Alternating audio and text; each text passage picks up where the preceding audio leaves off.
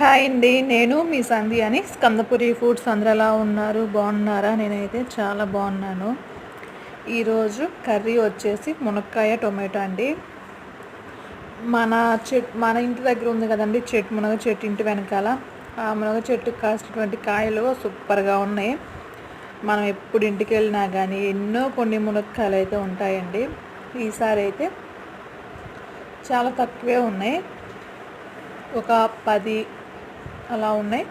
వాటిని తీసుకొచ్చుకొని ఇలా మునక్కాయ టొమాటో కర్రీ చేసుకున్నాము. నెక్స్ట్ వచ్చేసి ఈ విత్తనాలు భలే ఉంటాయి కదండి. ఇలా అన్నంలో ఒక్కొక్క ముద్దలో ఒక్కొక్క విత్తనం అలా పెట్టుకొని తింటూ ఉంటే చాలా బాగుంటాయి. కర్రీ కూడా చాలా సింపుల్గా టేస్టీగా ఉంటుంది. ప్లీజ్ అండి, లైక్ చేయండి, షేర్ చేయండి, సబ్స్క్రైబ్ చేసుకోవడం మాత్రం మర్చిపోవద్దు. చూసారు కదా, బాగా గుజ్జు ఉంటుంది వీటికి.